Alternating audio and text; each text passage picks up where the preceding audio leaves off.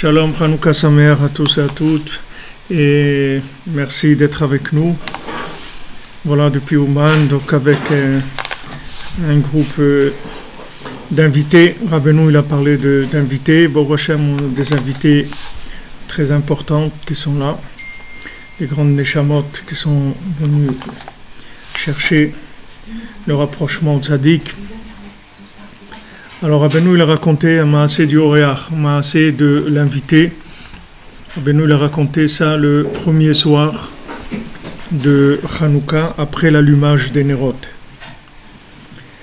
Alors, je vous lis le texte. Je ne sais pas si je vais aller au bout du texte, mais je lis d'abord pas mal le texte, après Bezrat Hashem, on ouvrira. Alors, premier jour de Hanouka, après l'allumage des bougies de Hanouka, il y a un invité qui rentre chez un balabait, c'est-à-dire qui rentre dans la maison, chez quelqu'un, dans sa maison. Veshal le balabait, il demande au balabait, c'est-à-dire au maître de maison, si vous voulez, mais Aïn Parnasatra, d'où tu as Parnasa? Veshivlo en li Parnasa kvoa bebeti. Je n'ai pas une Parnasa fixe dans ma maison, mais ma Parnasa vient du monde. C'est-à-dire qu'elle vient comme ça, je n'ai pas une Parnasa qui est fixe. Il lui a demandé Matalomed, qu'est-ce que tu étudies? Il lui a répondu.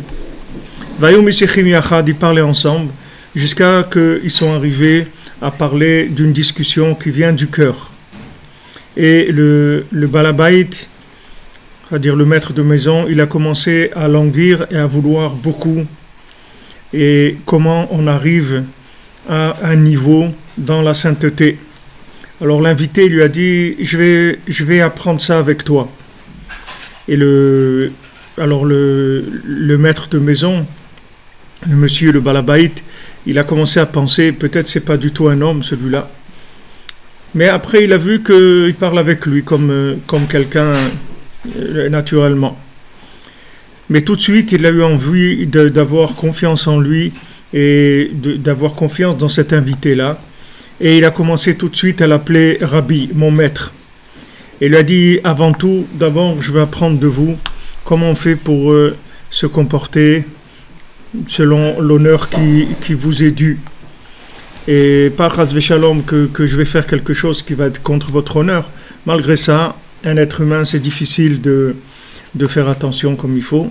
Donc je veux que vous m'appreniez comment on fait par rapport à votre honneur. Alors il lui a dit, maintenant je n'ai pas le temps, et une autre fois je viendrai et je t'apprendrai ça. Mais maintenant je dois partir. Alors il lui a dit aussi, ça j'ai besoin que vous m'appreniez, combien je dois vous accompagner. Alors il lui a dit, Adachar à Petach, tu dois m'accompagner après la porte de la maison. Et il a commencé à penser, comment je vais sortir avec cet homme-là? Parce que maintenant je suis avec lui parmi des gens, mais comment je vais sortir avec lui tout seul? Qui est-ce qui sait qui il est? Il lui a demandé, j'ai peur de sortir avec vous.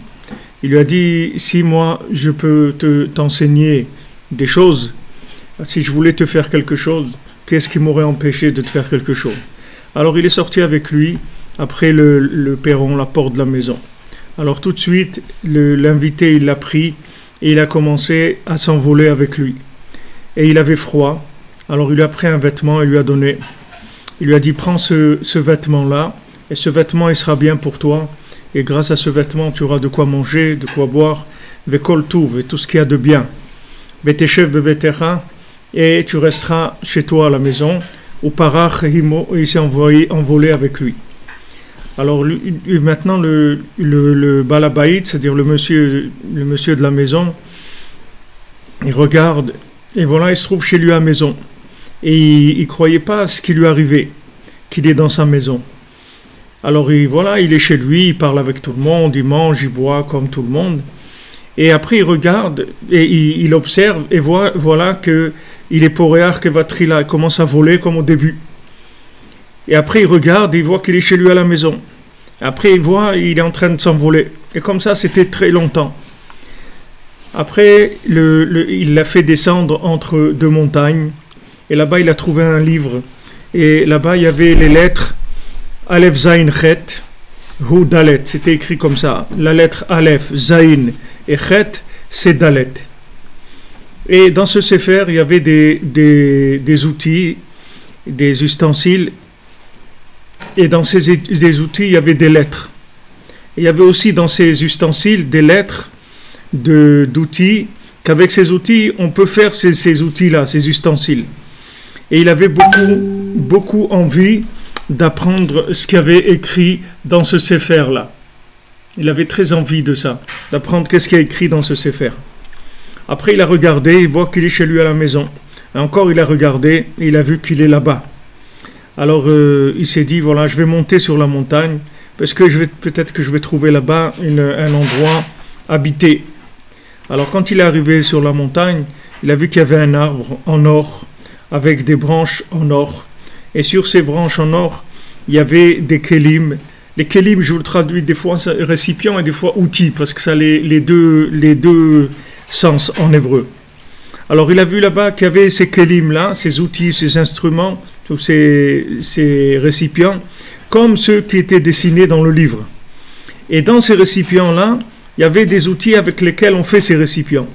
Et il voulait prendre de là-bas des outils, mais il ne pouvait pas, parce qu'ils étaient enchevêtrés dans les branches. Et ils étaient profondément enchevêtrés. Et voilà qu'il regarde et il voit qu'il est chez lui à la maison. Et c'était très étonnant. Il dit, qu'est-ce que c'est ça? Que des fois je suis là et des fois je suis là-bas. Et vous voulez raconter ça aux gens, mais comment on va raconter ça à des gens? Et personne ne va me croire que je vais leur raconter ça. Alors il a regardé par la fenêtre et il a vu qu'il y avait l'invité. Et il a commencé à lui dire, à lui demander beaucoup, Vakesh Otomeo, le demander beaucoup, de venir chez lui, viens chez moi. Alors l'invité lui a dit, j'ai pas le temps, parce que maintenant je vais chez toi. Alors il lui a dit, mais ça c'est très étonnant. Voilà, je suis là, qu'est-ce que ça veut dire que viens chez moi? Il lui a dit comme ça, au moment où tu as voulu venir avec moi, m'accompagner,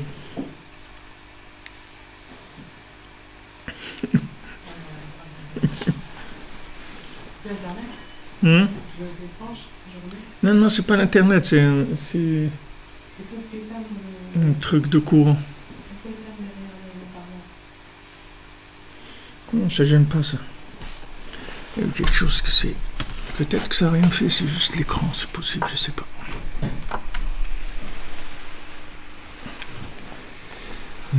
Non, ça va, c'est juste l'écran. Les autres ils sont là. Les autres ils sont là. Tout est là, ça n'a pas bougé.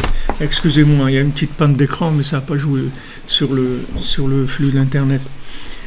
Alors il a dit, il a dit, je reprends. Il a dit, mais ça même c'est étonnant. Je suis là, chez moi. Qu'est-ce que ça veut dire que tu viens chez moi? Il lui a dit comme ça, au moment où tu as voulu m'accompagner, venir avec moi et m'accompagner jusqu'à la porte.